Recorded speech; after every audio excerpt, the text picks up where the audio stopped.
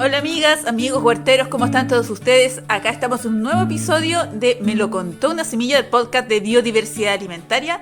Esta vez con el episodio 14, siguiendo la línea de la revolución verde con los fertilizantes inorgánicos post-revolución. Esteban. Hola, ¿cómo están? Saludos a todas y a todos donde quiera que estén, a todos los que están huerteando, a los que nos escuchan. Oigan, ¿qué nos costó este capítulo? Ni les contamos detrás de los entretelones de nuestro Chen. Sí, venimos superando un ataque de risa, así Sí. que... Parece que vamos a grabar la fanfarria porque el guitarrista hoy día andaba medio perdido. Pero en fin, les agradecemos su compañía, la sintonía, iba a decir. Bueno, no vamos en vivo, pero ahí nos pueden escuchar como que fuera ahí, ahora mismo. Estamos con ustedes, donde quiera que estén, así que les mandamos un abrazo a todos nuestros socios, a esa bella familia que se está formando.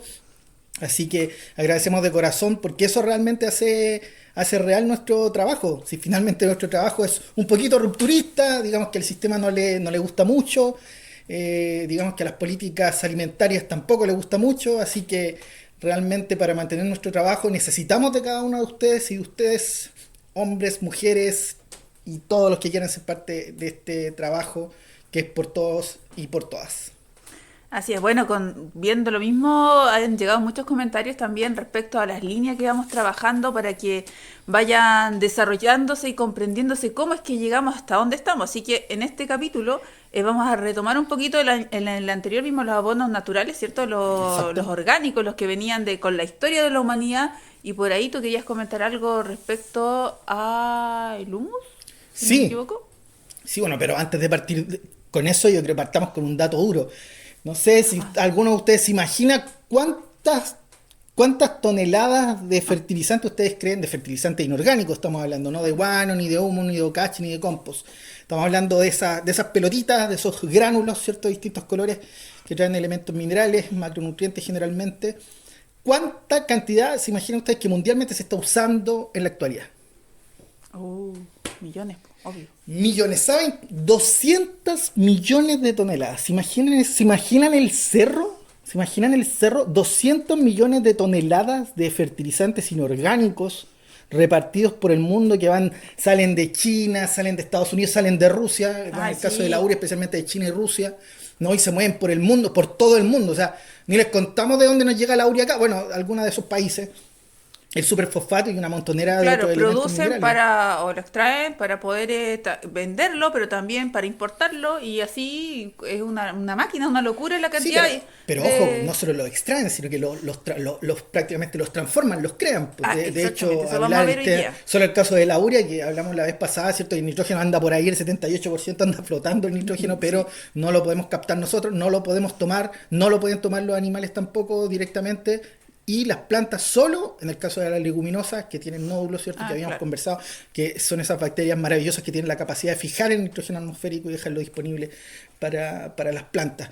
Pero en este capítulo queremos acompañarlos a una reflexión crítica, ¿cierto? Informada, de entender bien esto de cómo se maneja el mundo, porque hay una montonera, ¿cierto?, de dimes y en contra, y que sale esta investigación y que sale la otra investigación, ¿cierto?, de que podemos vivir realmente sin fertilizantes, sin estos fertilizantes inorgánicos. Ojo, porque todo el mundo te dice, oye, si no sé, pues bueno, también es fertilizante, sí. Eso es bueno que se reconozca, pero las fuentes son súper distintas, ¿no? Son fuentes naturales, ¿cierto?, que tienen procesos naturales. Y los fertilizantes, créannos que solo mencionando la urea, el proceso que tiene cantidad energética es una barbaridad. Imagínate con decirte que hay un dato duro que dice que el 1% de la energía mundial, 1% de la energía mundial, wow. Imagínate la cantidad se usa para el famoso proceso Haber-Bosch, que en el fondo es el proceso en el que se sintetiza. ¡Eso es un spoiler! Se sintetiza la urea, ¿no? Dando datos duros, pero en el fondo para que vamos tratando de comprender, queremos ser lo más objetivos con ustedes. Pero bueno, o sea, hemos tomado datos históricos y yo ojo ahí porque la historia, y por eso hacemos estos podcasts y por eso los invitamos a hacer este viaje al pasado, porque la historia finalmente es la que nos dice dónde estamos parados, de dónde venimos, cuál es el recorrido, lo que hicimos bien, lo que hicimos mal. No, y también en este caso particular de la agricultura vemos como una y otra vez resucitan el hambre mundial, la escasez, toda la mortandad que va a haber, y todo siempre es para solucionarlo, ya sea la fuente que sea. Por lo mismo, por ejemplo, hubo un tiempo por ahí un sujeto llamado William Crook, ¿cierto? Muy importante, pero ¿por qué fue importante este químico? Fue porque dice un día, estamos en peligro mortal de no tener para comer. Una alerta. ¿Te suena? Muy Sí, parecida a Malthus, ¿no? a Malthus también en la parte que tiene que ver con las semillas, pero esta estamos en la parte de no, la Malthus de que la tiene química. que ver con Claro. con la demografía, ¿no? Con el aumento Exacto. poblacional. Y bueno, este químico, este personaje habla de que son los químicos quienes tienen que resolver este dilema crucial para ir al rescate de la humanidad y a través del laboratorio poder solucionar finalmente este hambre mundial porque puede suscitarse. Y ahí, voilà. Como que... Sí, o sea, imagínate, a ver, a veces los números no cuadran, ¿no? Entonces, miren, les vamos a ir dando algunos números para que vayan pensando, vamos a ir hablando un poquito de historia, pero aquí hay un número, por ejemplo, que no cuadra. Usamos 200 millones de toneladas de fertilizante inorgánico en el mundo. Se producen en el mundo anualmente 1.300 millones de toneladas de alimentos. ¿Ya? Se supone que esos 200 millones van para producir estos 1.300 millones de alimentos, que por lo demás no se reparten bien, porque tenemos 800 millones de personas que padecen hambre en el mundo. Pero lo que hemos conversado también, un tercio de estos 1.300, ¿cierto? Se van a la basura, se desperdician, ¿cierto? Estamos hablando de más de 4.000, imagínate, si son 1.300 toneladas, imagínate, estamos hablando de más de 4.000 toneladas que se desperdician. ¿Cierto? Por lo tanto, tenemos que 200 millones de toneladas de fertilizantes se usan para producir, en este caso, prácticamente 9 mil millones de toneladas. Oh. Perdona, 900 millones de toneladas. ¿Ya? Pero hay otro detalle, que según investigaciones, y ahí les vamos a dar el dato, unos investigadores chinos hicieron este estudio, en el fondo, de ver cuánta cantidad realmente de fertilizante se usa y cuánto se pierde, ¿no? Y eso es un dato súper importante. Imagínense, estamos hablando que prácticamente el 50% de los fertilizantes aplicados se pierden. Y puede ser incluso más, porque mira, acá hay un dato que hicieron unos investigadores chinos, no voy a decir los nombres,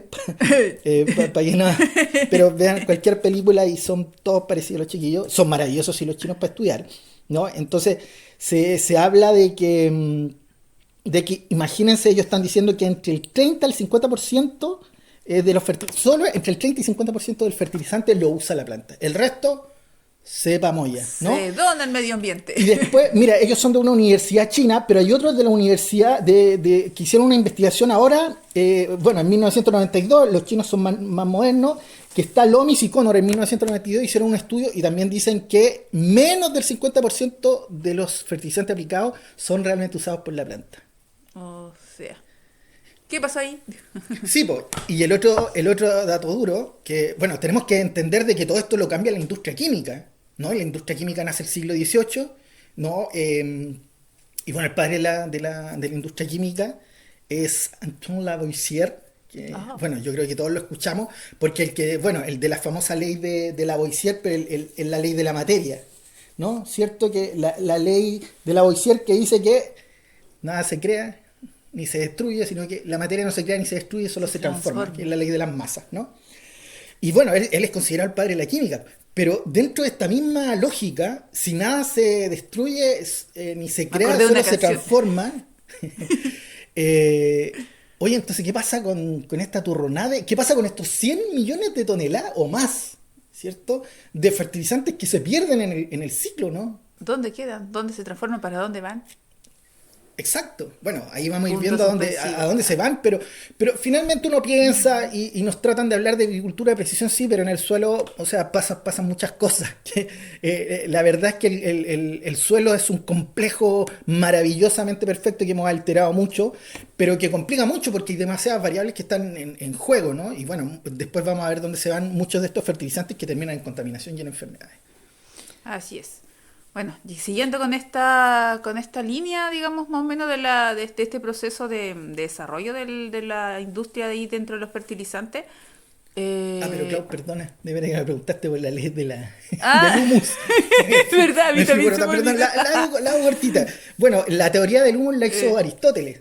Ya estamos hablando un montón de siglos atrás, ¿no? bueno, era un científico y filósofo griego, bueno, las tenía todas, eran estos tipos maravillosos que habían antes, ¿cierto? Que, o sea, no tenían un título. Oye, y eso era genial porque es como los naturalistas, ¿cierto? Como Claudio Gay, como estos tipos de Filippi, ¿cierto? Que eran tipos súper completos, que sabían de química, de biología, sabían de física, de geografía, sabían pintar. O sea, una novela, ¿han visto los cuadros de Claudio Gay? O sea, una barbaridad, o sea, es una locura. Y estos tipos eran tan completos y eso era maravilloso porque podían tener una visión más holística, ¿no? Más completa de lo que había. Yo creo que eso también es una forma, la especialización. Bueno, mejor no divaguemos en la especialización. Nos ha empobrecido también mucho y también nos facilita el control sobre nosotros y finalmente qué es tanto lo que tú sabes porque eres especialista en algún área, pero finalmente solamente hiciste una tesis con una planta. Exacto. Y bueno, hoy Aristóteles, imagínate, estamos hablando del 384 por ahí. Él dice, bueno, acuérdate que él habla de los 4 elementos, que dice que la materia está compuesta por 4 elementos que eran tierra, agua, aire y fuego, ¿no? ¿El quinto? Eso eran.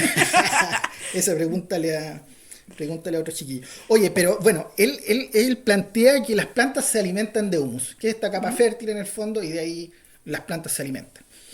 Yo no sé qué pensaron los químicos modernos en el fondo, que de alguna manera ridiculizaron bastante esta teoría, ¿no? Que era la teoría del humus, de que las plantas se alimentan del humus, cuando finalmente es lo que, o sea, dando unas vueltas de varios siglos y dando vueltas ya a la Revolución Verde, estamos todos tratando de volver a la materia orgánica, porque después de la Revolución Verde dejamos el suelo pobre, sin prácticamente materia orgánica, y nos damos cuenta que el tema no era solo NPK, ¿no?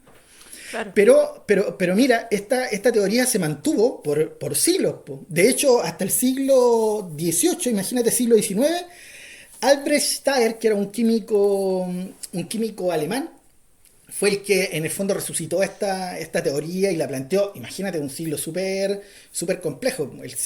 Imagínate, estamos hablando del siglo XIX, que es donde está toda la industria, el tema de la revolución industrial, también hay parte de eso, la industria química se está posicionando a nivel internacional, y bueno, él plantea esto de que el humus, las plantas se alimentan del humus, y el humus es fundamental. Entonces, yo no sé qué piensan, si piensan que la planta tenía, bueno, Aristóteles sí, pues decía que de alguna manera la raíz era como la boca de la planta y comía, pero bueno, no es que comiera humus, ¿no? Sino que comía en el fondo lo que había dentro del humus. Y después, un poquito más allá, imagínate, es re interesante la historia de este tipo, porque hizo como la primera escuela agrícola en Alemania, y el planteamiento que tiene es notable. Hacía un planteamiento productivo, pero también comercial, ¿cachai? En que hacía que la gente tenía que llevar las cuentas, y en el fondo un buen agricultor, en el fondo tenía que sacarle provecho a su suelo y hacerlo producir. Me refiero a que no tenía esa visión así como que no, que el guanito y todo. Era un tipo muy perspicaz, era muy metódico y tiene unos principios y tiene un escrito que sería interesante como profundizarlo, pero él estudió mucho las rotaciones de cultivo, la materia orgánica y todo este tema.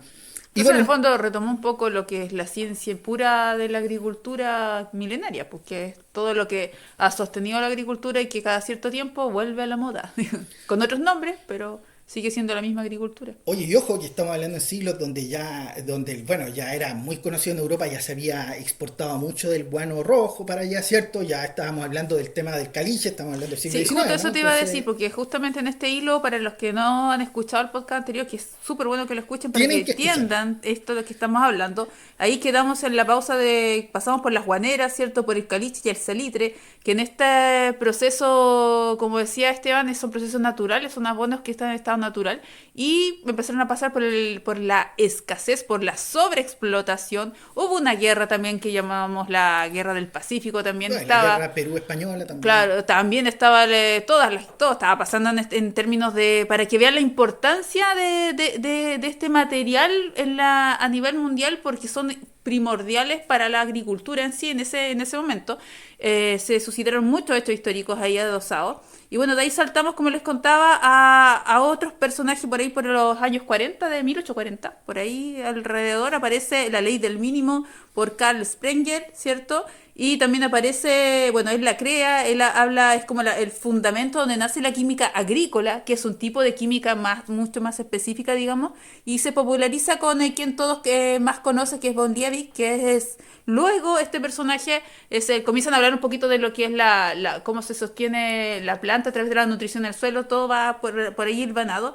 Y luego este personaje que les comentaba, Von Liebig, fue el maestro, fue uno de los profesores que tuvo otro personaje histórico también, que es Joseph Henry Hilbert, que es parte del proceso de la formación, del nacimiento del superfosfato, junto obviamente con su gran cabeza de esta historia, que es el Sir, es un Sir John Bennett Lewis. Y ellos son los dos personajes adosados a este superfosfato que rompe con la historia, que es el primer elemento químico que se patenta, se comercializa y se masifica en la industria. Oye, ahí el detalle con Von Liebig que tiene el clásico barrilcito, ¿cierto? Que es donde se ponen, bueno, los que no lo hayan visto pueden poner el Von Liebig y les va a salir la ley de los mínimos. Que en el fondo la planta crece en la medida de que el mínimo esté en una cantidad suficiente. O sea, aquí todos los elementos son esenciales. Y bueno, de ahí nace la base de lo que son los elementos esenciales, que después vamos a decir las leyes de los elementos esenciales, como los nombran, pero en el fondo es un elemento en cuya ausencia la planta no se puede desarrollar. Por lo tanto, la planta puede necesitar mucho nitrógeno, ¿cierto? Y puede necesitar muy poco cobre, pero si le falta ese poco cobre, no va a desarrollarse bien. Entonces, pero en el fondo, Von Liebig lo que genera es el nacimiento de la química agrícola, ¿no? Y ahí en el fondo es como que barren con el TAER, ¿cierto? Es como que, oye, ¿cómo van a estar comiendo, las plantas van a estar comiendo guano? Es como esa cuestión hasta ahora, ¿no? Como que el agrónomo que tiene fertirriego, como que mira al otro agrónomo que va con unos, va tirando guano al suelo, es como esa cosa tan absurda, ¿no? De pensar que lo sintético es como la moda, ¿no? Es como que no, el transgénico, el híbrido es mejor que el tradicional y el transgénico es mejor que, sin conocerlo a veces, sin medir los impactos, porque finalmente todo esto se resume, y la revolución verde se resume a, oye, chiquillo, paremos un poco, y esto cómo afecta a la humanidad, ¿sí? Exactamente. Y bueno, eso es lo que estamos analizando ahora nosotros. Claro, pues de hecho estos personajes son cruciales en la historia porque comienza a desarrollar toda esta industria asociada a la industria agroquímica, donde aparece ya en 1905 Fritz Haber, que es como, ¡guau! Es un personaje ultra controversial, es un premio Nobel, pero tiene esta doble jugada en la historia, digamos, que por un lado impulsa todos estos fertilizantes nitrogenados. Un ángel y un demonio a la vez. Sí, o sea, yo le diría más, porque es que es muy controversial. Yo los invito a que busquen su historia igual, porque es súper interesante en el sentido de dónde ponerlo en la balanza. Yo lo pondría al tiro en el demonio en todo caso. Sí, porque hay que tener un estado de conciencia mínimo. Yo creo que en cualquier instancia que estos personajes hacen descubrimientos, son personas súper importantes dentro de nuestra historia como de la humanidad, pero hay un momento en que la ética juega un papel crucial, pues uno sabe para dónde inclinar la balanza dependiendo de lo que vaya a suceder, y bueno, él es uno de los responsables de las guerras químicas cuando nace todo este proceso con la Alemania. Cuando el gas, ¿cómo se llama este gas? El gas de cloro. El gas de cloro, claro, que comienza a utilizarse dentro de los procesos de la guerra. Así que, sí, la Primera Guerra Mundial, o sea, yo creo que todos hemos visto películas de las trincheras cuando empezaba a salir un gas y la forma en que mueren, porque es terrible. Sí, es doloroso, se ahogan con su sangre y todo, es terrible. Bueno, cuando ven en la película el investigador que anda ahí, es él, ese es su personaje, y bueno, él demuestra, obviamente después hasta el día de hoy uno puede ver en este caso de los agroquímicos, de las materias primas que utilizan, ya hasta el mismo compuesto, cómo son en cualquier momento una dinamita, o sea, pueden utilizarse, claro, para la parte con estos acervos insospechados que puede tener en consecuencia de contaminación, pero al mismo tiempo también son un arma. Sí, bueno, y ahí quedó demostrado en la Primera Guerra Mundial, porque este chiquillo, el Haber, ¿no? Hizo, en el fondo pudo romper el famoso enlace, ¿no? ¿Cierto? Del nitrógeno, entonces logra hacerlo con mucha energía, y ahí se mete la empresa BASF, ¿cierto? Que tenía justo te iba a decir eso, que Carl Bosch en el fondo se llama Haber-Bosch el sistema, eso, ¿cierto? De sintetizar amoníaco, en el fondo, de producir la urea, ¿cierto? Rompiendo los enlaces de nitrógeno. Y lo que pasa es que este chiquillo ahí parte de la Primera Guerra Mundial y ya dice, chuta, ¿para qué más nos sirve el nitrógeno? Y ahí se le ocurrió no solo la dinamita, ¿cierto? El nitrato de amonio es sumamente explosivo. Claro. Y bueno, los nitratos en general. Pero al tipo se le ocurre hacer esto, porque tú dices, trabajar con el gas cloro, que también nacía del mismo proceso. O sea, sí, de hecho, ya en el proceso mismo de la guerra, él se ve de alguna manera fascinado de ser un aporte en esta guerra desde esa trinchera literal, y comienza a solicitarle al espacio donde se producían en sí estos fertilizantes que le quitaran ciertos elementos, lo acomodaran para que fueran este gas cloro utilizado, y otros más adelante puede suceder. De hecho, su esposa era una químico también muy reconocida, importante, y ella se oponía fervientemente también a eso, y habla la historia como en este andar de que luego de aplicarse la primera vez este gas en guerra, la esposa se suicida. Muchos lo tomaron, nunca se hubo una carta ni ningún antecedente, pero muchos se tomaron por la ferviente. Hay escritores que sí. Que ella hablaba de estar en contra de este proceso, que ella se suicidó como protesta por este hecho que estaba sucediendo. Y bueno, el tipo finalmente sigue desarrollando esa instancia hasta que viene la parte de la guerra nazi. Murieron 100.000 soldados, imagínense, murieron de una forma atroz. En el fondo por esto, y ahí bueno, es donde lógicamente la comunidad científica lo critica y lo cuestiona a morir, porque en el fondo ya la química se convierte en una caja de Pandora. Es como, no sé, pensar en las bombas nucleares. Puede que alguien, o sea, hay, por ejemplo, Albert Einstein, lo más probable es que la podía crear, pero y quizás alguien antes que él también podía crearla, pero el tema es que la creo o no la creo, ¿no? Porque, ¿qué va a hacer la humanidad con ese poder? Exacto. Finalmente. Entonces, aquí vemos esta instancia donde sucede la peor manera. La peor manera fue muy cuestionado también por recibir el premio Nobel en su momento. Sí, lógico. De hecho, está dentro del proceso que cuando lo recibe nadie fue una protesta de los pero ahí hay un detalle. Bueno, aparte también hay investigaciones que dicen que el hijo también se suicidó precisamente por la vergüenza en el fondo de lo que generó esto. Pero el tema interesante aquí es que la defensa de este tipo parte prácticamente de la Revolución Verde. Porque, a ver, la Revolución Verde todavía no iba naciendo. Estamos hablando, ¿cierto?, la Primera Guerra Mundial. Entonces ahí fue muy cuestionado, pero este nitrógeno iba a servir después lógicamente para todo esto de las variedades mejoradas, y se iba a empezar a aplicar. Entonces iba a partir la Revolución Verde con burla de lo que ya hablamos. Entonces se estima que gracias al invento de él, cierto, Haber-Bosch, en el fondo de lograr sintetizar el nitrógeno, tomarlo de la atmósfera, y se salvaron 4.000 millones de personas del hambre. Entonces, la muerte, los 100.000 muertos son muertos. O sea, tienen ahí esas cositas que se ponían los soldados, están contados, 100.000 muertos. Pero decir que por los fertilizantes nitrogenados se salvaron 4.000 millones de personas, yo honestamente y humildemente considero que es tirar un dato al azar, un dato supuesto. A lo mucho deberían de compartir el dato, porque es el mismo dato que se salvaron las vidas por el nacimiento de estas semillas mejoradas. Sí, todo el rato. Y ahí, bueno, cuando nosotros hemos entrado, les queríamos contar, hemos entrado a este tema de investigar más profundamente el tema de los fertilizantes, uno se encuentra con esa contradicción. O sea, a ver, pongámonos de acuerdo. O sea, ¿la gente se salvó por la semilla mejorada o se salvó por el fertilizante, por el nitrógeno? Y ahí tú dices, bueno, en el fondo ahí uno entiende el paquete tecnológico. Claro, y también ahí vas entendiendo también por qué son los mismos protagonistas, otra vez las mismas empresas que se fundan, se desarrollan, se fortalecen en el mismo hito, bajo las mismas premisas. Entonces, hasta el día de hoy, por ejemplo, BASF es una de las principales agroquímicas a nivel mundial, que nace ahí dentro de su fortalecimiento con este proceso. Y con ese historial, con la Bayer también, la Segunda Guerra Mundial. Claro, las industrias que trabajan en los fertilizantes y que trabajan en los agroquímicos en general son industrias realmente cuestionable éticamente hablando, no solo Monsanto, ¿no? Entonces, oye, y bueno, terminando con Haber, que es muy interesante, resulta que Haber era judío, se cambió de religión por un tema de conveniencia, pero perdió igual. Entonces, cuando viene la Segunda Guerra Mundial, al tipo lo echan. Pero entre la Primera y la Segunda Guerra, el tipo se puso a trabajar con insecticidas, y ahí, imagínate, trabajó y inventó el cianuro. Ay, verdad.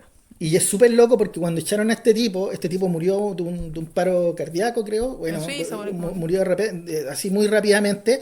Pero resulta que el mismo cianuro que él sintetizó, los alemanes lo usaron después para las cámaras de gas donde murió gran parte de la familia de Haber. Miren, eso algunos lo conocen como karma, ¿no? Sí. Sí, es increíble. Es terrible esa historia, por eso uno entiende que es una figura bien controversial, tiene por ahí sus documentales y sus cosas dando Sí, vuelta, sí, es súper interesante para que le echen una analizar. miradita ahí en ese andar de las agroquímicas de este gran premio Nobel en el 1918, que tuvo por ahí. Oye, pero lo interesante que hay que mencionar también con respecto a lo nutritivo, ¿te acuerdas que hablamos en el podcast anterior, que más del 90% del alimento de la planta lo produce y lo saca de la atmósfera, ¿no? Ajá. Lo saca el carbono, el hidrógeno y el oxígeno. Una pequeña, muy pequeña parte lo extrae ya del nitrógeno y los macro y micronutrientes llamados esenciales. Entonces ahí es donde es muy interesante analizar que, imagínense, más del 90% del alimento de la planta lo saca de manera gratuita, ¿no? Lo saca del suelo, del agua, del suelo que está privado, del agua que está privada y de una atmósfera que está contaminada. Y ahí es donde nacen dos conceptos súper importantes que tenemos que entender, que están los órganos autótrofos, que son las plantas, que tienen la capacidad de producir la comida, su propia comida, y somos los heterótrofos, que somos nosotros que tenemos que sacar nuestra comida de algún lado, ¿no? Y lógicamente la sacamos o de las plantas o de la carne de animales que comen plantas, ¿no? Entonces es súper interesante que en todo este proceso también se fue descubriendo el tema de la fotosíntesis, ¿no? Que en el fondo imagínense que las plantas con la energía luminosa, ¿cierto? Y con CO2 y con energía solar, ellos pueden producir alimento. Baños de sol. Oye, pero en el fondo producen su propio alimento, porque en el fondo tú tienes que, después se fue entendiendo, con la energía solar yo tengo agua, CO2, y le meto algunos nutrientes que la planta absorbe, y la planta produce dos cosas: glucosa, que es de la que se alimenta ella, ¿cierto? Y produce, que distribuye a lo largo de todos movimientos cinemáticos, floemáticos y todo. Y aparte produce algo maravilloso para nosotros en ese proceso. En ese proceso que la planta maravilloso llamado fotosíntesis, que produce su propio alimento, libera oxígeno. O sea, en ese proceso maravilloso la planta toma el CO2, que no nos hace bien, y libera oxígeno. O sea, la planta nos alimenta y más encima nos limpia el aire. O sea, mira, a ver, si nosotros desapareciéramos del mundo, se han dado cuenta, hay varias series que en el fondo siempre narran de qué sería si nosotros nos extinguiéramos y se ven todas las ciudades llenas de plantas, ¿cierto? Pero mira, pues con la misma pandemia, todo lo que estaba encerrado, empezaron a aparecer muchas cosas que estaban en desmedro, volver en los espacios, la naturaleza en sí. Sí, pues te acuerdas que hubieron parques nacionales o parques internacionales que se fueron recuperando porque dejó de ir la gente en el fondo a dar duro ahí. Pero en el fondo hay que entender eso. Nosotros sin las plantas no vivimos y las plantas sin nosotros sí viven. Ahora, ¿qué es lo que trata de hacer el ser humano con todo esto de imprimir carne, de meterse la genética, de meterse el juego ahí del código, ¿cierto? Del código humano. Y finalmente uno no entiende porque volvemos a la lógica de que tenemos todo. Está absolutamente todo ahí, estaba ahí para todos, pero unos chiquillos se nos adelantaron y empezaron a inscribirlo todo. Y bueno, la industria química, uno le podrá agradecer muchas cosas, pero ¿qué es lo que pasó, po? Que liberó y sacó un montón de elementos de donde estaban ahí metidos, y ni hablar de la industria del petróleo, ¿cierto? Entonces sacamos todo eso y bueno, el padre de la química nos decía, oye, aquí la cosa ni se destruye ni se crea, se transforma. Entonces, todo lo que... Ojo, 200 millones de toneladas son las cantidades de microplásticos que hay en los océanos. Bah. Imagínate ese nivel de contaminación. Entonces, ahí vamos viendo todo este proceso químico y bueno, todo se catapultó el siglo XVIII, ya el XIX estaba todo listo porque venía la Revolución Verde y ahí todos los chiquillos, ¿cierto? El tío Rockefeller con toda esa investigación ya tenían, pero todo pensado y tomaron toda la cuestión, ¿cierto? Y ya es increíble porque... Al final todos estos tipos te arman una historia, todos buscan una historia, ¿te has dado cuenta? Ahora uno siempre decía los transgénicos, no, porque no hay algo en la naturaleza que no existe en la naturaleza. Sí. Ese es como una técnica para generar esta cosa empática, amigable de la gente, de buscar una historia de identidad o de algo, de algún lugar viene como antiguo, qué sé yo, cualquiera de estas cosas, y le inventan un acomodo, un puzzle forzado. Imagínate ahí. Cuando tú ves que los tipos hablan de transgenia y en el fondo parten diciendo los seres humanos históricamente se han dedicado a la mejora vegetal. Oye, por favor. O sea, por favor, una cosa es la selección. Nosotros siempre hemos dicho, la selección es una co-creación. ¿Por qué? Porque usted selecciona ¿de qué? De lo que la naturaleza le da. ¿No? Claro. Entonces, ya, la naturaleza me dio 10 opciones, yo opté por la 8 y por la 7, ¿no? pero yo seleccioné de algo que hizo la naturaleza. La transgenia no, y ahora habían salido con un estudio de supuestamente sí existía un organismo transgénico, pero en fin, la industria química es lo mismo, porque cuando tú te pones a leer la historia de la industria química, te salen con que hace 7000 años atrás, sí. Y después te salen con esta de que los fenicios inventaron el jabón en el siglo VI.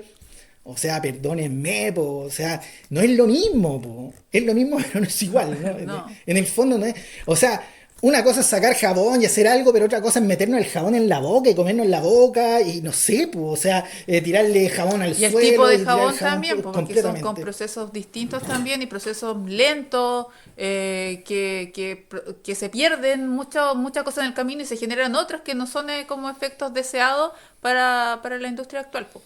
Entonces sí, puede ser el mismo elemento final, producto final, pero no contienen lo mismo. Oye, un dato freak, dicen que Liebig, que bueno, el que hizo, que en el fondo transformó esto y en el fondo hizo, nace la agricultura, la fertilización como química en la agricultura, dicen que al final como que se arrepintió un poco, dijo como que sentía que había intervenido en la naturaleza divina. Entonces es como que, bueno, yo creo que el tipo ni siquiera dimensionó para dónde iba la micro, ¿no? Porque finalmente estos tipos descubren, pues el loco que está atrás con el maletín, ¿cierto? Que con la calculadora es el que, ya esta la tomo, y en el fondo eso, ¿no? Claro. Entonces, lamentablemente, tenemos un montón de, que finalmente eran los empresarios, son los tipos que saben sacar provecho incluso a estas cosas que tienen impacto, porque imagínate, mueren 100.000 tipos en los soldados, como que tú decís, ya, esta cuestión se cerró. Llega la ONU y dice, no, se trabaja más con esta cuestión de nitrógeno. Pero oye, salvó a 4.000 millones de personas.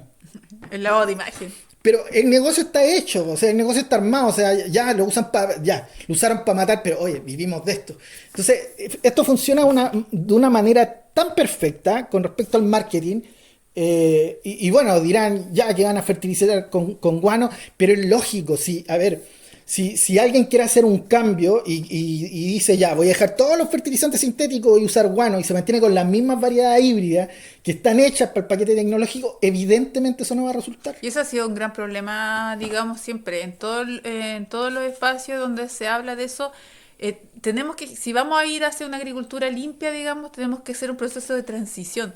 No puede ser tan brutal porque ya es demasiada la intervención que ha generado esta revolución verde en todos los aspectos de la vida. Entonces, igual hay que tener ojo, mesura, pero también informarse.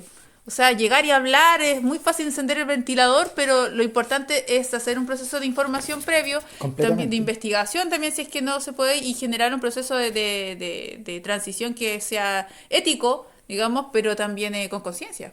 Exacto, y bueno, hay un montón de científicos, Van Helmont, ¿cierto? Stephen Hales, Joseph Presley, que son un montón de tipos que fueron descubriendo el siglo XVI, XVII, XVIII, y fueron descubriendo la importancia de los minerales en las plantas, ¿cierto? Fueron descubriendo estos procesos de la fisiología vegetal, la importancia del oxígeno. Oye, y es increíble porque cuando tú, por ejemplo, piensas en Lavoisier, que el padre de la química moderna, tú sabes que el tipo murió en la guillotina. Bueno, murió en la guillotina porque en plena Revolución Francesa el tipo era de los que cobraban impuestos. Entonces imagínate, en Francia en ese tiempo habían como 28 tipos que tenían un cargo importante, entre ellos Lavoisier, que eran los que, vamos pagando. Entonces, lógicamente, cuando nace esto de la Revolución Francesa, hay que guillotinarlo a todos, y a pesar de que un montón de científicos trató de protegerlo y salvarlo, el chiquillo se nos fue de cuchilla. Se nos fue de cuchilla. Imagínate cómo... La historia de la humanidad es tan bélica. Sí, en el fondo es que es increíble. Imagínate el año 1794, el chiquillo murió de corte de cabeza, ¿no? Entonces... Y bueno, Lavoisier fue el que invalidó la teoría de la alquimia, de que un elemento se transformaba en el otro, entonces como que... hizo el famoso experimento ese, un matraz que metió un matraz de vidrio y todo el asunto, lo dejó ahí por 100 días, que después pesó todo y bueno, ahí se dio cuenta de este tema. Pero en el fondo toda la fertilización química, lógico, van haciendo en el fondo con el planteamiento del padre de la química. En el fondo, a ver, lo que queremos explicar un poco, y por qué uno vuelve a la teoría a la teoría del humus, porque realmente... ya con el tiempo nos hemos dado cuenta que la planta no solo necesita minerales, necesita materia orgánica, necesita una estructura, su raíz para absorber los minerales requiere un tipo de suelo, ¿cierto? El tipo de suelo es importante también con la clase textural, la retención de agua, ¿cierto? La misma retención de elementos minerales. O sea, hay un montón de cosas, el desarrollo de microorganismos, ¿cierto? Ya teníamos los rhizobium, las micorrizas, que son microorganismos en el fondo que son parte de la nutrición agrícola. O sea, esto era mucho más complejo. Entonces, tomando como lo de Aristóteles, ¿no? Una cuestión muy antigua que es andar tirándole caca a las plantas, ¿no? O sea, la profundidad que tenía eso era enorme y hoy día se está descubriendo. Y pasan los años y dicen, bueno, la fertilización tiene que ir cambiando, nosotros estamos trabajando en un modelo que mejore. Bueno, en ese proceso de mejorar ya pasaron 10 años. Después pasan 10 años, ¿cierto? Es como cuando la FAO nos dice, no, misión 1980, cero hambre en el mundo. Ya, corrámosla para el 90, mejor para el 2000, mejor para el 2010. O sea, 2050. Sí, o sea, en el fondo... Y ahí es donde cada uno tiene que ser parte de esto. O sea, y sin ir más lejos, Clau, ¿sabía cómo está la lechuga? Le hago la pregunta a todos los que están sembrando, ahora mismo están trasplantando una lechuga, oiga, tiene más de $1, tiene 1,5 € en la mano, o 2 €, así que cuídela. Sí, después que, bueno, nosotros acá muy así, estuvimos con nuestras lechugas en la temporada de transición. Y comiendo lechugas, disfrutando de las lechugas, probándolas para saber un poquito más de ellas, porque aunque muchos no se lo puedan imaginar, muy pocas veces hemos podido probar las cosas que hemos sembrado en este proceso de recuperación de semilla. Y bueno, hemos estado en ese andar esto último para decirle cómo es la textura, qué sé yo, qué material que le hemos estado compartiendo. Y bueno, fuimos y alguien nos vino a visitar y nos dice, hoy la lechuga está súper cara, que estaba como a más de 1.000, no sé, como algo así. Y ahí nos dimos cuenta, recién miramos los precios en el mercado, porque como tenemos lechuga no las miramos. Y ahí descubrimos, claro, 1.700, qué sé yo. Y bueno, yo con el tema de los socios... Fea, ordinaria es tu lechuga. Y después, claro, con el tema de los socios, como hablo por teléfono, que nosotros los llamamos, de aquí, de Arica hasta el sur de Chile, qué sé yo, me puse a hacer como el llamado a cuánto está la lechuga en su sector. Y sí, pues había lugares que estaban 2.008, 2.300, qué sé yo. Estaba en un valor bastante importante. Oye, sí, en el fondo volvemos a lo mismo, y nosotros lo dijimos hace tiempo atrás, ¿cierto? Ya las paltas, con las paltas no empezaron a tirar, ¿cierto? Lo que dice Chomsky, en el fondo de la gradualidad, ¿cierto? El sistema cuando quiere meterte algo, en el fondo la gradualidad es muy importante. Nos estiraron con algo que no era tan trascendental, ¿no? La palta, bueno, ahora es parte de nuestra alimentación, pero hace algunos años atrás, ahora es un lujo enorme. Pero, y después empezó a pasar por un montón de cultivos, después la papa, y la historia de la papa ya nos acordamos, ya nosotros nos salimos a pronunciar con estas políticas de este ministro que realmente son vergonzosas, y quiero decirlo, realmente, cuando uno analiza, y eso conversamos la otra vez con la Claudia, y sin profundizar tanto, y cómo vamos a demostrar con esta pequeña información que la alimentación le importa en lo más mínimo al Estado. Y es que imagínense ustedes que el ministro de Salud fuera un periodista.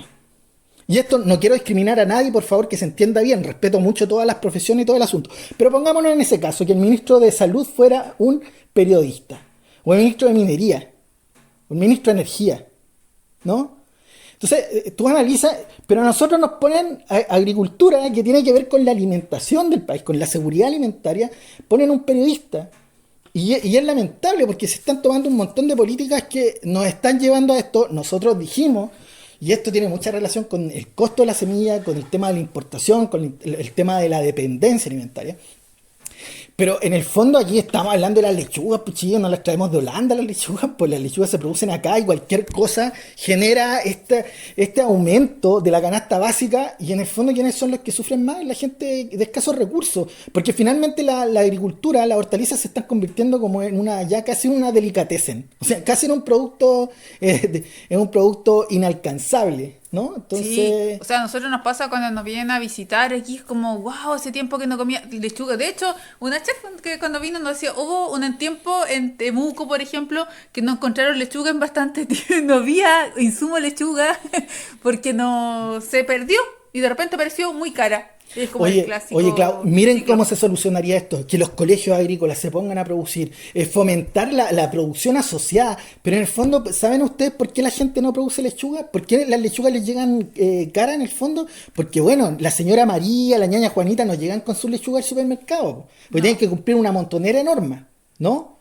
Entonces, finalmente, ¿quiénes entregan la lechuga? Son productores. Sí, ahí les van a poner unos pequeños para decir, no, esto es los pequeños y todo el asunto. No. Sí, la producción de hortaliza en Chile prácticamente se está llevando por. ¿De vez en cuánto le van a hacer una feria en la plaza para que se vayan a Sí, para que vayan a vender su lechuga. Por eso llamamos a un comercio directo. Realmente uno esperaba, tenía un poquito de esperanza de que en este gobierno, como ya que se planteaba este tema más social, se abriera eso. Sin embargo, se está abriendo a un nivel elitista. Sí, se está fomentando la agroecología, pero a un nivel súper elitista, y finalmente los productores, pero los productores están quedando fuera de la historia. Eso está pasando en el campo ahora, o sea, nadie nos va a venir a contar, nosotros no somos agrónomos de macetero, ni de como dice el PDF, ni de computador, estamos constantemente monitoreando, conversando las cosas, y realmente, imagínense, tantas agricultoras que están produciendo lechugas maravillosas, que para ellas ya venderla a 1.000 pesos sería una maravilla, y que ahí están, porque no se arman líneas de mercado, y eso difícilmente se va a hacer. Oye, ¿y por qué tomo el tema de la lechuga? Que es interesante, porque aquí llegamos a un tema, y queremos tomar un tema, llegar a un tema rápidamente, porque hay harta gente que nos ha preguntado, otra gente llega con mucha confianza y otra gente nos pregunta y nos dicen, oye, chiquillo, ¿es realmente que la hidroponía es más sana? ¿La producción hidropónica es más sana? Una fanfarria para la lechuga. Ya, entonces en el fondo queremos hablar un poquito de la hidroponía. ¿Y por qué queremos hablar de la hidroponía? Porque la hidroponía es precisamente la manifestación más gloriosa del fertilizante inorgánico, de la agricultura moderna, de la agricultura industrial, ¿ya? Si nosotros, y quiero contarle, trabajé por muchos años en hidroponía, junto a la Tami, que por razones de estudio no ha podido estar.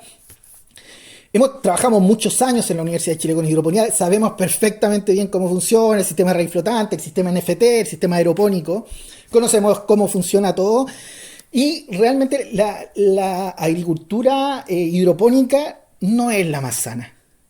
Sí, hay algunos. Vino un tipo que tiene un restaurante y nos decía, no, pero la lechuga hidropónica me llega sin babosas. Bueno, si para él que una lechuga no tenga babosas es sana y lo químico no le importa, bueno, ya es un tema personal.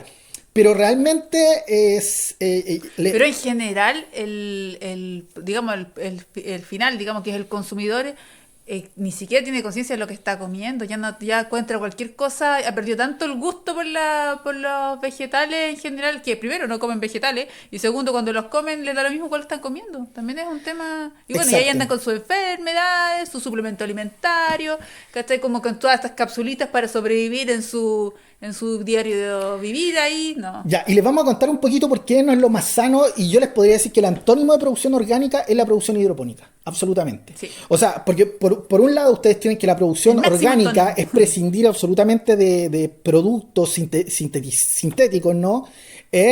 Y la agricultura hidropónica es todo lo contrario, es prescindir absolutamente de todo lo orgánico, porque ahí no hay suelo, ¿ya? Hay agua. Pero ¿sabes lo que me molesta un poco a mí? Y te voy a ser honesto, porque también me inventan mi historia.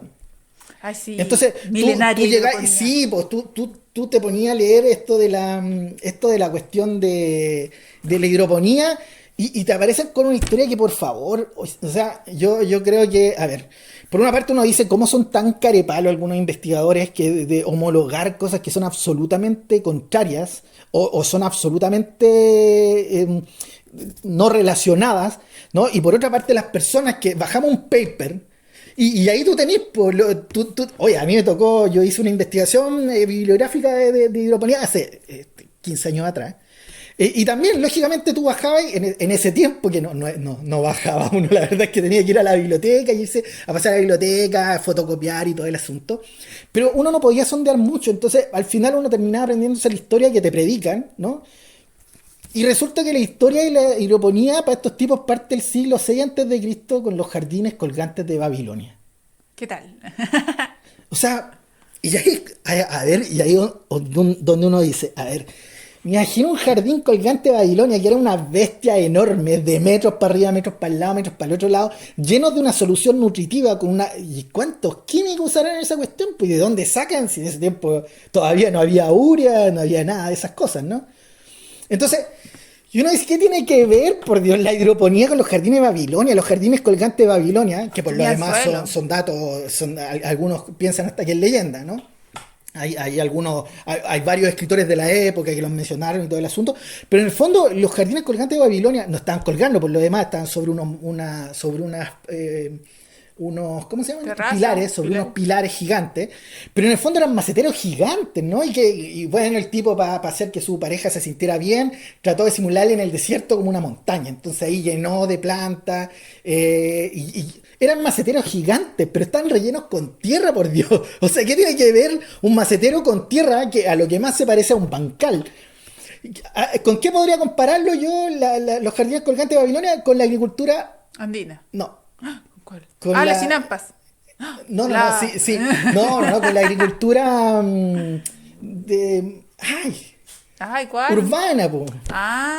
Con la agricultura urbana, porque en el fondo, ahí donde estaban viviendo, se llevaron el jardín para allá y en el fondo era como producir en mega maceteros, ¿no? Amigos, el macetero que usted tiene en su casa, en su departamento, con un gran tomate tenca, es una cultura de Babilonia. Eso, se basa, entonces, ya, pongámosle, y sí, bueno, algunos dicen que la agricultura urbana también tiene que ver con eso, pero por favor, cuando lean de hidroponía no tiene nada que ver. Bueno, ahí sí me dices que era como el símil para hablar de eso en la cultura.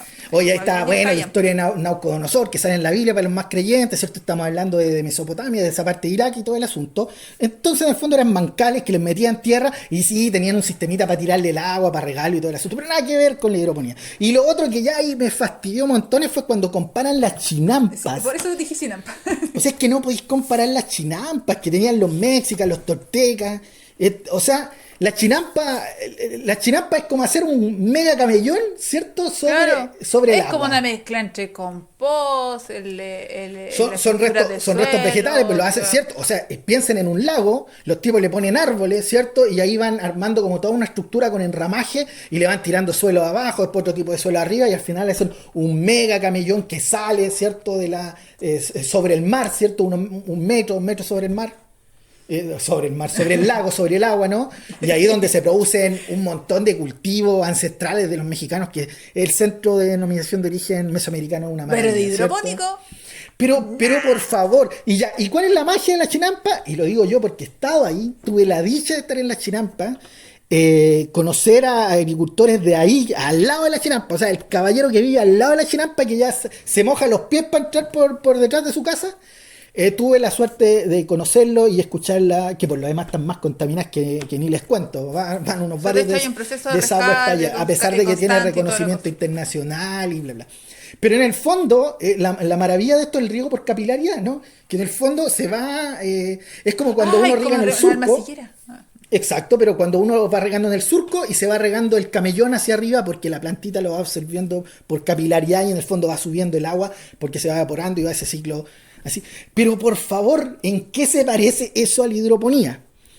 Y les voy a contar otro detalle. Cuando me tocó hacer talleres de hidroponía, porque sí lo hice cuando no tenía idea de cómo funcionaba, no tenía idea de semillas tradicionales y todo el asunto. Castígate. Porque por mi culpa, porque bueno, nadie me lo enseñó también, pues uno pagaba para que le enseñaran no sé qué.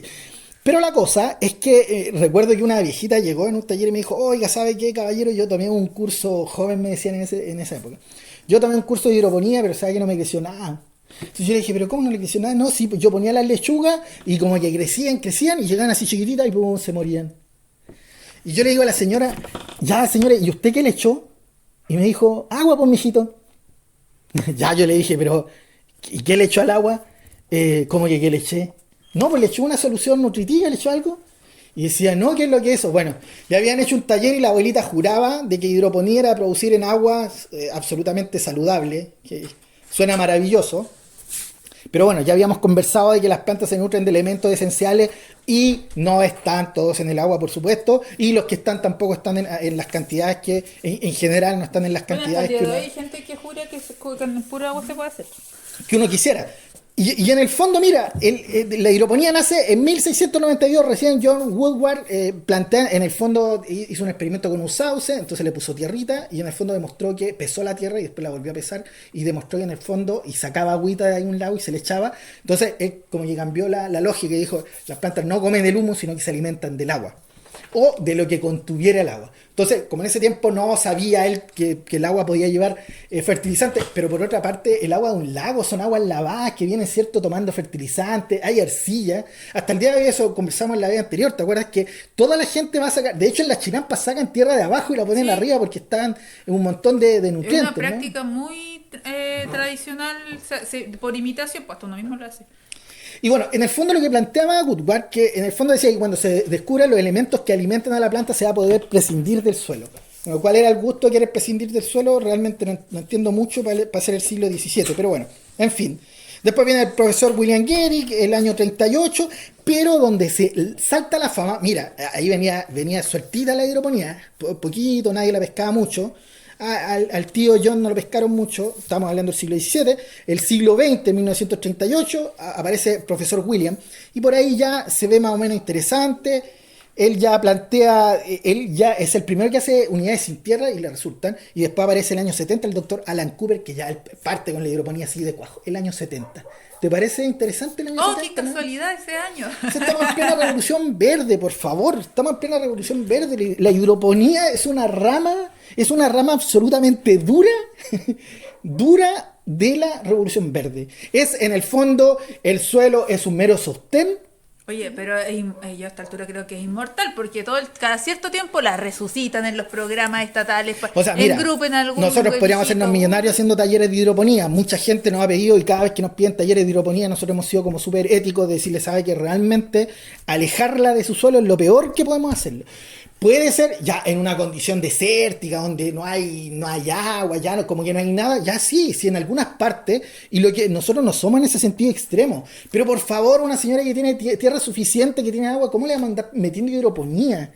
Para decirle en el fondo que va a ser más sana. ¿Más sana de qué? Sí, en el tiempo que parten estas enfermedades, ¿cierto? Y parte de la endemonización con la Escherichia coli, trabajar en un agua, en el fondo, ¿Es que eso lo usaron de marketing duro? Completamente, pasteurizada era como maravilloso, ¿no? Que vaya a tener la seguridad de que la frutilla. Ya, pero miren, yo les voy a decir a toda la gente que piensa que la hidroponía es pura agua. Les voy a contar cuando ven esos videos, que nosotros vemos una montonera de videos de tipos que sacan unos cultivos maravillosos. Pero por supuesto, si no es solo la hidroponía, queridos y queridas, hay unos productos que se llaman, nosotros le hemos comentado, que son reguladores de crecimiento, ¿no? Que imitan el funcionamiento de las hormonas naturales, y que ustedes le tiran una planta y la planta les va a crecer al doble. O sea, yo he visto aplicaciones de hormonas en poroto verde que ustedes ven una vaina que tiene 10 y después le aplicaron y al rato tiene una vaina de 15, de 20. No nos pidan el nombre. Oigan, pero ustedes pueden hacer crecer todo. Entonces, lo que estos tipos no les dicen es que en la actualidad, dentro de los químicos, y lo vamos a hablar en un podcast más adelante, el 10% más o menos de los agroquímicos que se están usando en el mundo equivalen a reguladores de crecimiento. Entonces, sí, les ponen ahí y ustedes piensan, qué bonito, esto debe ser súper sano, súper saludable. Miren, les voy a mostrar, aquí se habla de soluciones nutritivas, hay una solución A, una solución B con los macros, los micronutrientes que no se tienen que juntar, hay todo un tema ahí. Pero ahora ustedes pongan en la web, pongan solución nutritiva y van a ver que les venden una turronada de los productos armados, pues, ¿no? Usted llega y compra su producto listo para... ¿Y qué lleva ese producto? Y miren, les voy a mencionar algunos productos que pueden llevar nitrato de calcio, sulfato de magnesio, nitrato de potasio, dihidrógeno, fosfato de potasio, sulfato de potasio, molibdato de sodio, quelato de hierro, sulfato de manganeso, ácido bórico, sulfato de zinc, sulfato de cobre. Imagínense. Me falta el amarillo crepúsculo de los cuestiones. Oye, y eso que no le he puesto porque a mí me tocó ver una montonera de gente que le tiraba superfosfato triple a la avena y le tiraba urea a la avena, o sea... y a uno a veces le toca, y uno dice, nos regulan el guano, te regulan el guano, pero por todos lados, que la contaminación y que el olor y que y nos mandan caca de Holanda, ¿no? Hedionda por lo demás. Pero a la industria, programa de agroecología. Oye, a la industria química, pero no, tiene sus 200 millones de toneladas, no, así no se preocupe, ¿no? Entonces, y eso es lo que es la hidroponía. Imagínense prescindir del suelo cuando estábamos hablando de la teoría del humus, que después pasa a la teoría agroquímica, en el fondo que las plantas se nutren de elementos minerales. Y ya aparte de esto, todo de la revolución verde para favorecer absolutamente a la industria química. Y estamos hablando de que si usted tiene un suelo y usted dice, no, ese suelo es convencional porque le tiran NPK y todo, bueno, a la hidroponía le tiran todo. Porque hay muchos elementos que usted puede sacar de un suelo, aún del suelo más pobre, pero todos esos elementos que puede encontrar en el suelo, en el agua no los va a encontrar, entonces se los tiene que echar usted. Y todos esos químicos usted se los va a mandar al estómago, ¿cierto? Directamente. O sea, esto es como ya fertilizante a la avena, químico a la avena, ¿ya? Entonces, imagínense, estamos hablando de... Y hacer las soluciones, o sea, yo recuerdo que hacía soluciones específicas para ciertas variedades o especies, ¿no? Una para la lechuga, para el tomate, uno iba estudiando el tema de materia seca y todo el asunto. Pero aquí no, acá te venden, te venden fertilizantes estándar. Y mira lo que yo leí en las páginas especializadas, que te dicen, no, mira, hay elementos estándar, porque la planta en el fondo sabe lo que tiene que usar. Entonces, si usted le pone de más, listo, no hay problema, la planta sabe lo que tiene que sacar. Es súper interesante porque hay un montón de elementos minerales que pueden causar una fitotoxicidad y me ha tocado verlo en plantas. No siempre la planta sabe absorber lo que necesita. Es una barbaridad. Sin ir más lejos, los metales pesados, también que la planta los absorbe igual. Pero en el fondo, imagínate, y yo pregunto, ¿ustedes creen que no quedan sales en las aguas? ¿Qué hacen con esas aguas que quedan? Bueno, hay un tema ambiental enorme que en algunas partes se trata de hacer más moderadamente, pero ¿qué es lo que hace la gente con todas esas sales que quedan ahí en los restos de agua? Algunos los reutilizan y otros los tiran, chum, ¿para dónde? A la vida misma. Al agua nomás. Y bueno, hablando rápidamente de la contaminación que producen los fertilizantes inorgánicos, mencionarles la eutrofización, que en el fondo es se produce un desequilibrio en la disponibilidad principalmente de nitrógeno y fósforo, y esto hace que aumente la población de algas y un montón de otros microorganismos, se reduce el oxígeno del agua, y mira, acá tengo el nombre de un tipo, es un investigador que se llama Giles Oldroyd, ¿ya? Es un investigador inglés y él dice que el año 2050 va a haber enormes cantidades de nitrógeno reactivo en océano que pueden colapsar el sistema oceánico y la vida en él. Y estamos hablando de la eutrofización, ¿ya? Entonces son todos estos minerales, ese más de 50% que se supone que la planta sabía que tenía que tomar, pero no la tomó porque quizás en qué andaba, y chun, se fue, ¿ya? Entonces se está produciendo una toxicidad en las aguas, contaminación subterránea, contaminación superficial del agua y también la subterránea, y todo esto se lava finalmente, y ahí es donde la cuestión, oye, si todo esto se transforma, si tirémoslo para abajo, de total desaparece. Es que finalmente lo que la gente está inmersa en tal nivel del mundo del ahora nomás que no le importa a las generaciones futuras por lo que vaya a pasar después. Y eso es a nivel social general, digamos, y obviamente eso lo aprovecha la industria para inyectarte todo lo posible que pueda encontrar. Oye, y el fertilizante, bueno, más usado prácticamente el 50% de los fertilizantes de esas 200 millones de toneladas es urea, ¿no? Y la urea, cuando la tiran en una forma química, ¿cierto? Tiene es una estructura química que después por hidrólisis se va transformando, ¿no? Y pasa y se convierte en amonio, y de ahí se puede ir uno para abajo, se puede ir otro para arriba y se produce óxido nitroso que es mucho más contaminante, tiene un efecto de calentamiento global mucho mayor que el CO2, ¿ya? Pero ahí también se va liberando CO2 y se libera óxido nitroso en todo este proceso. Después se convierte en nitrato, algunos lo absorbe la planta y esos nitratos está comprobado también que pueden producir enfermedades. La concentración de nitratos lo pueden ver en distintas investigaciones. La realidad que tenemos hoy en día de todo lo que se está hablando, que de repente puede ser mucho bombardeo de información, es que ustedes pueden ponerle pausa y buscar en Google al mismo tiempo que uno se pasa ahí viendo alguna copuchita en redes sociales, lo usa. Exacto. Y lo revisa y es absolutamente cierto. Mira, los desequilibrios biológicos, la contaminación por metales pesados. Oye, y hay un detalle. El otro día fuimos a una agroquímica porque queríamos comprar guano rojo. Y bueno, nos pusimos a ver. Ahora te venden una urea que se llama Amintec, ¿cierto? Que produce menos volatilización, o sea, se va menos al aire, porque ¿qué es lo que pasaba? Cuando la gente tiraba la urea tenía que taparla, porque si no se iba al aire, y bueno, como CO2 y óxido nitroso, entonces se recomendaba tapar. ¿Quién tapaba la urea en el suelo? Nadie. ¿Y quién andaba viendo que eso no pasara? Nadie tampoco. Oye, y el caballero decía, y le pregunto por el cal, y me dice, no, mire, el cal es para que usted pueda usar urea. ¿Ya? ¿Cómo así? Sí, pues lo que pasa es que como usted va a echar urea al suelo, le va a aumentar la acidez. Entonces, para que la acidez no le afecte, usted le tira calcio y le aumenta el pH. Pero mira la estructura. O sea, mire, para que pueda contaminar, tire el este. Entonces es una locura porque, como yo les decía, hicimos análisis de suelo solo con guano, tenemos pH neutro, tenemos porcentaje de materia orgánica, todo sobre el 5%, algunos 10%, 12%, que son muchos. Tenemos que entender que la planta no solo absorbe químicos, hay una vida en el suelo maravillosa, es un complejo enorme que ayuda un montón. Las micorrizas son maravillosas, los rizomios son maravillosos, las lombrices son maravillosas, hay un montón de microorganismos que viven en el suelo que no son malos, es todo lo contrario, la gran mayoría son buenos. Esos pocos, lógicamente con el bombardeo de químicos que vamos a ver con los pesticidas y todo eso, ha hecho que proliferen esto, pero en el fondo lo peor que podemos hacer es alejarnos de la tierra, ¿no? Y creo que, mira, o sea, volvemos hecho, hacia atrás. Es hoy en día, eso pues lo que peor que hicimos para alejarnos de la tierra. Entonces ya al estar lejos de la tierra, nuestro vínculo con siempre lo digo, que el tema con el supermercado, la gente ya no, el problema que tienen con la salud, la malnutrición tipo B, la dependencia a estos complejos cápsulas que van tomándose con el tiempo, el alto índice de desarrollo de enfermedades que tienen que ver con intolerancia alimentaria, con alergias alimentarias y obviamente también hasta los mismos cánceres. Oye, y sin ir más lejos, otra contaminación, los metales pesados. Hay muchos estudios que las fuentes fosforadas de fertilizantes, ¿cierto? El superfosfato triple, el fosfato monoamónico, diamónico, contienen trazas de cadmio, que es un metal pesado, y se han hecho distintas investigaciones. Lo pueden ver, contaminación por cadmio, pueden ponerlo y les van a salir un montón de investigaciones, y el cadmio se va acumulando y está asociado a un montón de enfermedades, ¿no?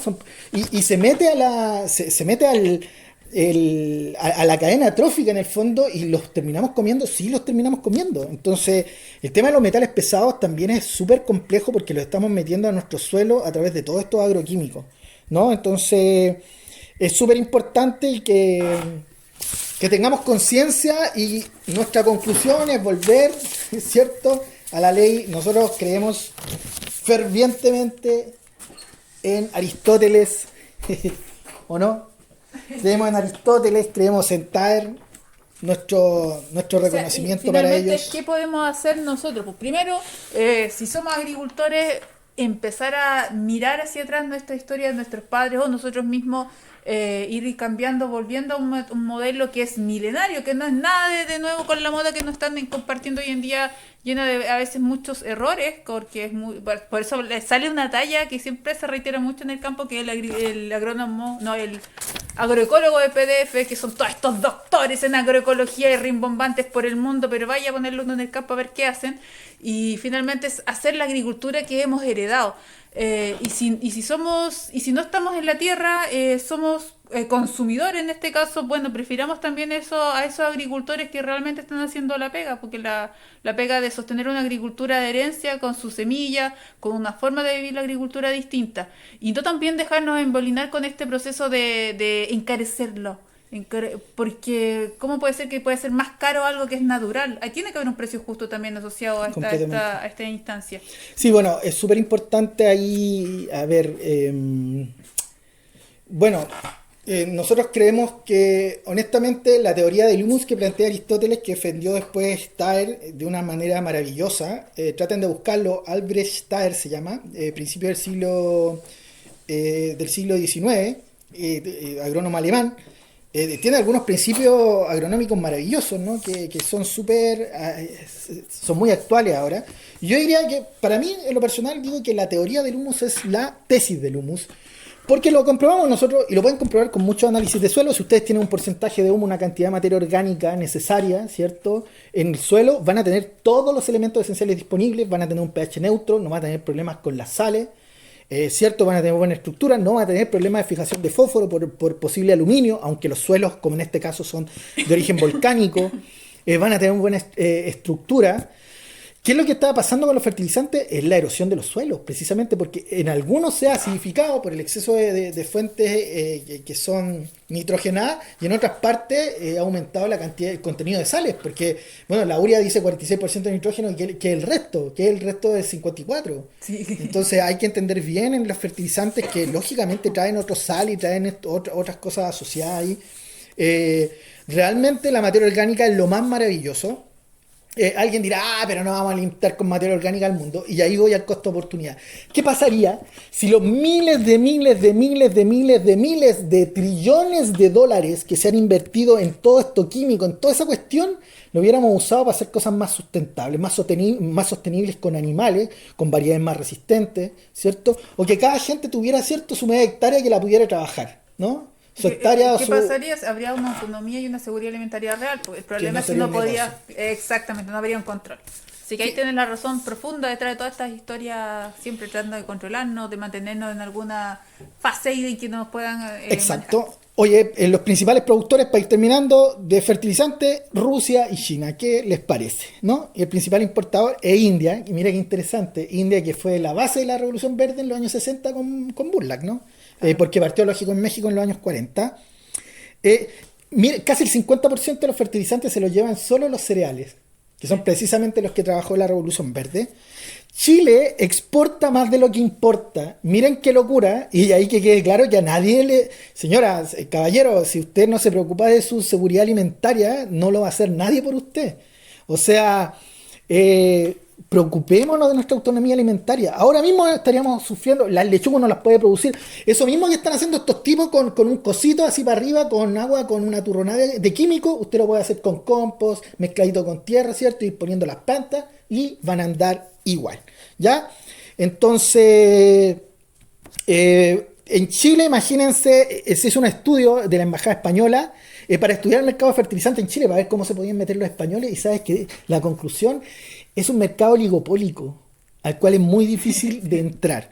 Y les voy a mencionar las empresas que se llevan, en el fondo, que mueven los fertilizantes en Chile, que no solo importan, producen, sino que distribuyen. Es la empresa Nagra, Vitra, Sokimich, lógicamente, Yansagro y Mosaic. Van a ver que todos los fertilizantes tienen esos nombres. Entonces, los españoles hicieron este estudio de mercado y le preguntaron a los que compraban los fertilizantes, y nota, el principal reclamo que hacía la gente, que hay escasa transparencia en la fijación de precios por los proveedores. Y ahí es donde tenemos que cada año le suben la urea, le suben superfosfato, le suben NPK como quieren. Siempre va a haber que bajaron los extraterrestres, que murió Elvis Presley, ¿no? Que se terminó el reggaetón, no sé. Pero va a haber excusas, pero para todo el mundo, para terminar diciendo, no, esto subió un 40%, un 50%. Y si vieran la historia estadística del precio de los fertilizantes, es una nave espacial. Es una nave espacial, ¿ya?